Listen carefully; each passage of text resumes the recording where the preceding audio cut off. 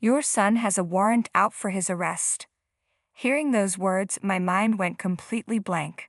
What? Why, my son is being arrested? What does this even mean? Questions began swirling in my head, one after another, but none stayed long enough to grasp. I stood frozen in the doorway, speechless, my mouth opening and closing like a fish out of water.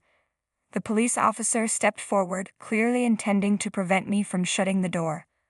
Overwhelmed by the presence of the three large men, I instinctively tried to close the door quickly, anxiety surging through me. Your son is here, isn't he? May we come in and talk for a bit? One of the officers asked. Just a moment, please, I stammered, desperately trying to stop them from entering. I braced against the officer's chest, using every ounce of strength in my legs to hold my ground. I'm sorry, I really don't understand what's happening. Could you please explain what's going on? I pleaded, my voice tinged with panic. The officer holding the warrant folded it up and sighed deeply before responding. It seems he ran away with some cash. The suspect was seen heading towards this house. Someone got a good look at his face, so denying it won't be easy, he said, a faintly triumphant look crossing his face. Theft, my son. While I felt my mind going blank, I forced myself to listen to the officer's words. Despite the color draining from my face, I firmly replied, my child would never do something like that. It's absolutely impossible. The officer, clearly tired, gave a dismissive reply, but I was certain. My son wouldn't do such a thing. After all, I was a 50-year-old housewife, living a peaceful life with my husband and son in the house we had built with years of savings. We all got along well, leading a happy life, right in the middle of bliss. But lately I had been feeling worn out. Things hadn't been going smoothly, and when I was alone, worries constantly plagued my mind. I need to get this done too, I would say aloud, busy without even realizing it. Well, maybe it's okay to leave it for later, I muttered to myself one day as I turned on the TV in the living room, trying to escape reality. It's better to take a break sometimes, I told myself, feeling physically exhausted. But even as I watched the daytime drama, the story didn't sink in, and my thoughts remained cloudy. Suddenly, my gaze drifted to the numerous certificates and trophies on the shelf, awards my son Oliver had received for his achievements in soccer. He was truly a son to be proud of. As these thoughts floated through my mind, the doorbell rang. Who could it be? Yes, I muttered, turning down the TV and getting up from the sofa. Maybe it was something from my mother-in-law. Sometimes she sent vegetables to our house without prior notice, saying she found detailed communication bothersome. Or perhaps it was the online order I had placed recently. My son had been using online shopping more frequently, and my husband had also gotten into it. So that was a possibility. Thinking these mundane thoughts, I went to the door without a second thought. If only I had checked the intercom camera, I might have been prepared for what awaited me. But unfortunately, I opened the door without a shred of suspicion. Yes, I'll open it right away, I said. But the moment the door swung open, I was shocked by the sight before me. Hello, is this the residence of the Smith family? Yes, it is, but you're police officers, aren't you? What can I do for you? I asked, my voice quivering. There stood 3 officers, just like the ones I often saw on the dramas I watched casually. I was completely taken aback.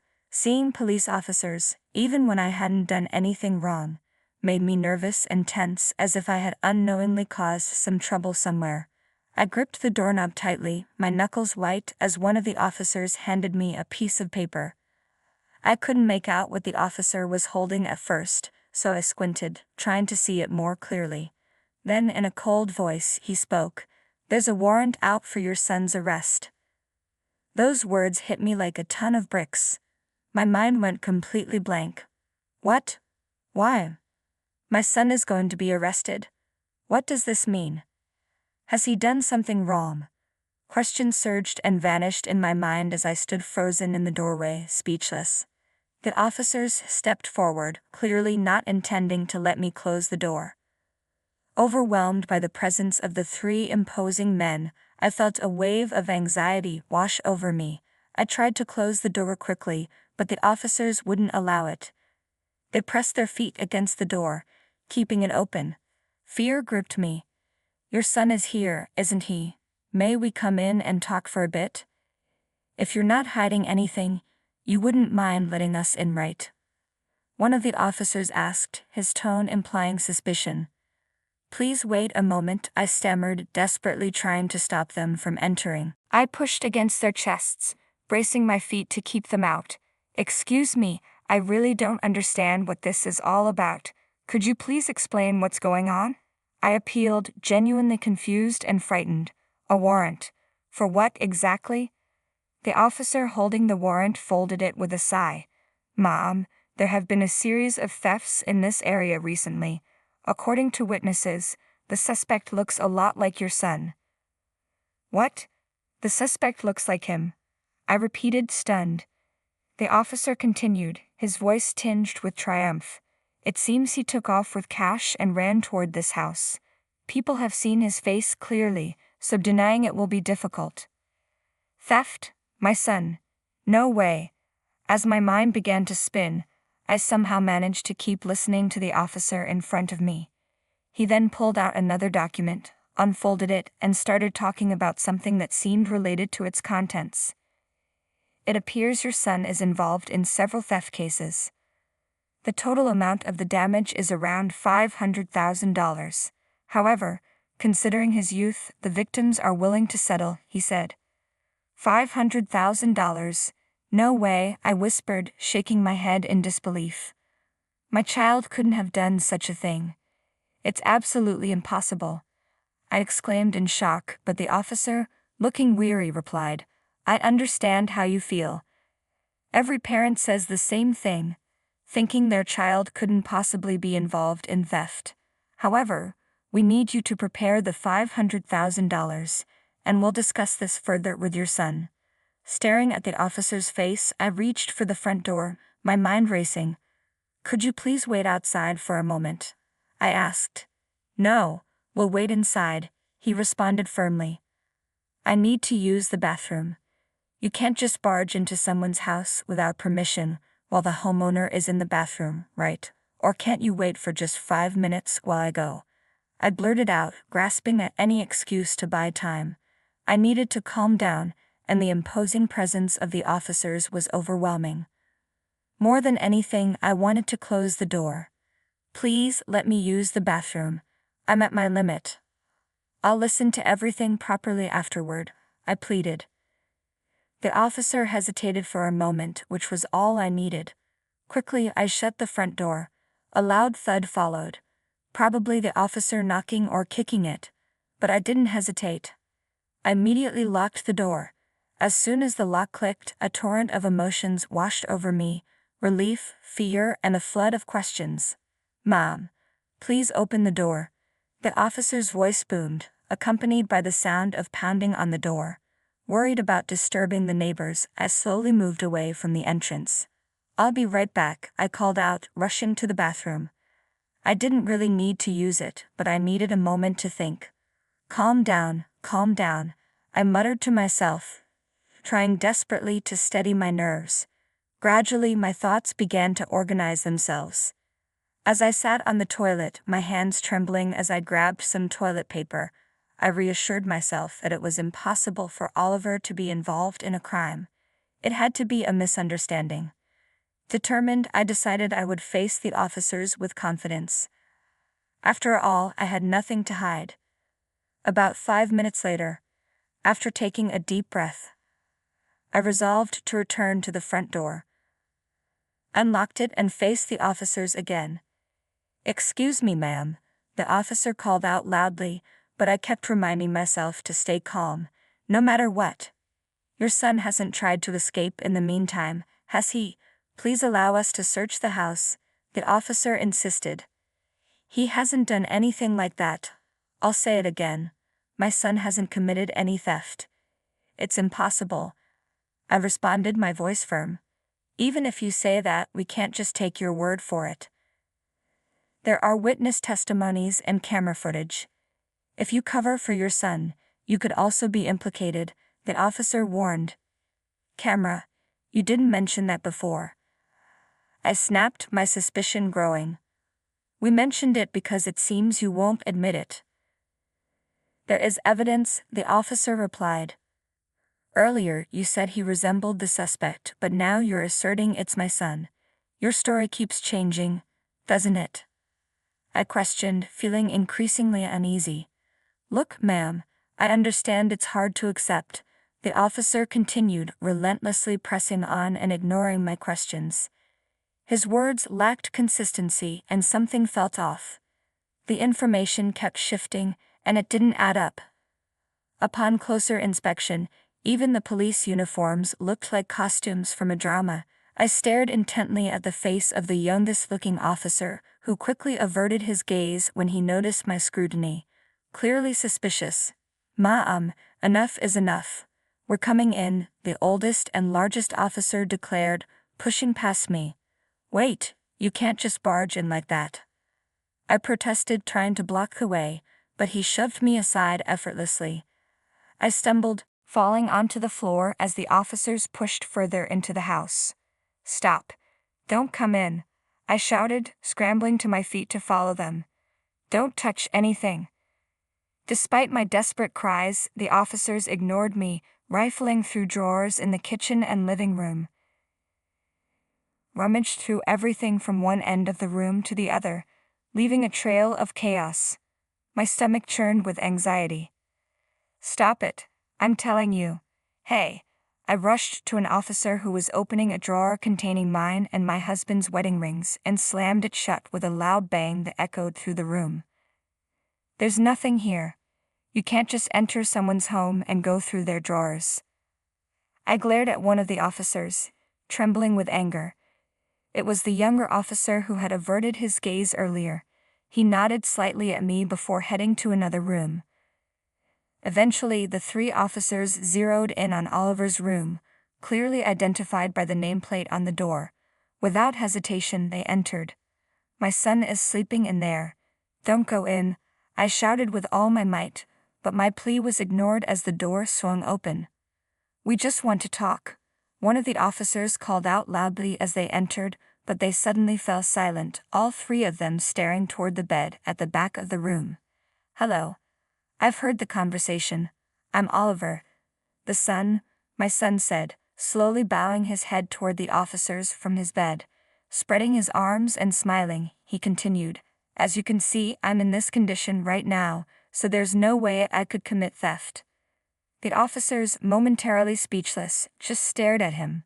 Oliver was lying in a nursing bed equipped with a pressure sore prevention mattress. Beside the bed stood a wheelchair, and nearby, stacks of towels and a call button were within easy reach. My son was bedridden. I'm sorry, it seems we've made a mistake, said one officer, who had previously spoken in an almost threatening tone, but now wore a rueful smile. Oliver returned the smile slightly. That's right, I'm relieved. I can't move my lower body, so it's impossible for me to steal and run away, he explained, pointing at the wheelchair. I can't even get into that without help. I can't go outside by myself. I see. That was the case. We apologize for our mistake. We'll take our leave now, the officers said awkwardly, nodding their heads as they prepared to leave. Filled with anger, I clenched my fists, wanting to say something. But one officer lingered, approaching Oliver. Hey, he said quietly. What's up? My son replied. What happened to you? Your body? The officer asked, his voice tinged with concern. Steve. Is that you? Oliver looked up at the officer, recognition and joy lighting up his eyes. I approached the youngest officer, suddenly realizing it was Steve, Oliver's childhood friend. Steve? I exclaimed in surprise, covering my mouth with my hand. Steve had been one of Oliver's closest friends since they were kids, sharing a deep passion for soccer. They played together nearly every day from elementary school onward, and had planned to join the middle school soccer club together. But then Steve had to move away suddenly due to his parents' work, and they lost touch. I remember watching you excel at soccer, thinking you'd go pro after college. I even saw you in magazines. But what happened? I asked, unable to hide my shock. Steve, looking visibly shaken, glanced down as Oliver lifted the blanket to reveal his legs, which were motionless. I had an accident a month ago, Oliver said with a sad smile. Now, my lower body doesn't move at all. Seeing the pained expression on Steve's face, Oliver quickly pulled the blanket back over his legs and turned a more genuine smile toward him. But hey, it's really been a long time, hasn't it? You became a police officer, but don't you play soccer anymore? Steve's expression grew complex, and he answered quietly, choosing his words carefully. I didn't have the talent like you, Oliver. Besides, I had other things to worry about. I recalled Steve's difficult family situation. His father, who didn't have a steady job, went out drinking every night. The move wasn't just about his parents' work but also his father's debts. As Steve spoke, his head hung low. Oliver sat up halfway and began to speak encouragingly. What do you mean you had no talent? You were always so hardworking. I was always envious of you, Oliver. You never gave up on anything, and you always looked so cool. I pushed myself because of you. And now, seeing you do your best as a police officer, it gives me strength too, Steve confessed, his voice trembling. I'll do my best, I promise. Next time we meet, let's play soccer together, okay? Even if I'm in this situation, I can still play. There are ways for people with disabilities to play soccer, you know. But Steve didn't respond, keeping his head down, his complexion pale. Hey, are you okay, Steve? Oliver asked. Concern etched on his face. Suddenly, tears began to fall from Steve's eyes, silently dripping onto the floor. Steve, Oliver called out again, his voice filled with worry. Steve struggled to hold back his sobs as he looked up at Oliver. In that tense moment, I noticed the other two officers quietly trying to slip away. Where do you think you're going? I shot them a sharp look, my anger flaring. The officers, caught off guard, exchanged flustered glances. It seems there was a mistake, and we need to conduct further investigations, so we'll be leaving now, one of them stammered, clearly trying to avoid any confrontation. They were attempting to leave without even a word of apology after tearing through our home. Just as I was about to shout at them, Steve spoke up, his voice strong despite the tears. I'm out. The two officers turned to him in confusion. What do you mean, out? One of them demanded. You were the one who said this house was wealthy, Steve continued, his voice shaking but resolute. This is wrong, and you know it. I'll tell everything to the police. A heated argument erupted between the officers and Steve. One of them, driven by anger, lunged at Steve. Wait. I tried to intervene, but fear held me back, and my voice barely registered. The officer's fist connected with a sickening thud, sending Steve staggering to the floor, his cheek swelling from the blow. Another officer kicked him while he was down.